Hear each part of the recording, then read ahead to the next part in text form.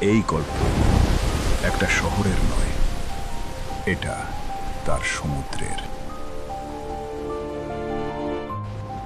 সমুদ্র কারো অধীনে থাকে না, সে শুধু সাক্ষী থাকে।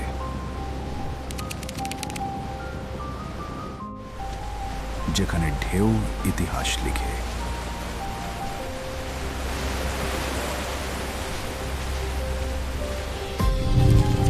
এই হাতগুলোই জীবন টানে, লবণ, ক্ষত, মাছ আর সময় দিয়ে।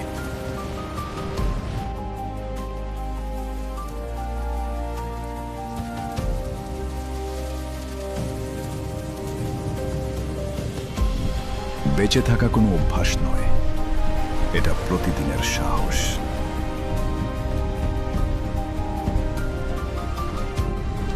এই জায়গায় থাকার অনুমতি নেই।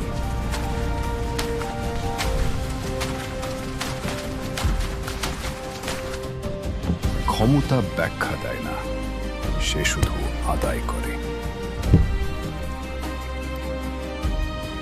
মানুষ চুপ থাকে, সমুদ্র কখনো থাকে না।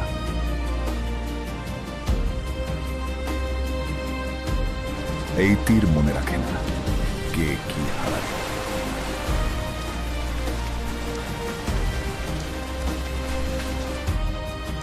নীরবতা দুর্বলতা নয়, এটা অপেক্ষা। কিছু ডাক শব্দ করে না, তবু থামানো যায় না। একটা সময় ছিল যখন ঢেউ শুধু খেলত।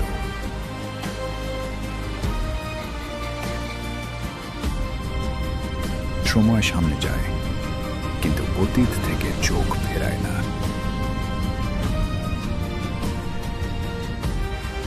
নৌকাটা হয়তো ভাঙা, কিন্তু তার ভেতর ভাসে পুরনো ইতিহাস।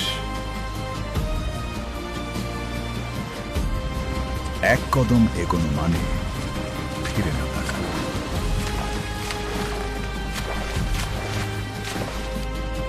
তীর পিছনে পড়ে যায়, সমুদ্র সামনে আসে।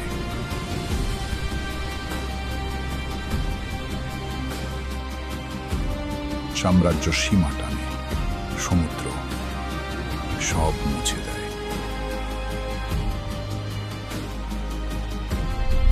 এই তো শুরু, একটা শহর, একটা সমুদ্র, আর যা তারা মনে রাখে।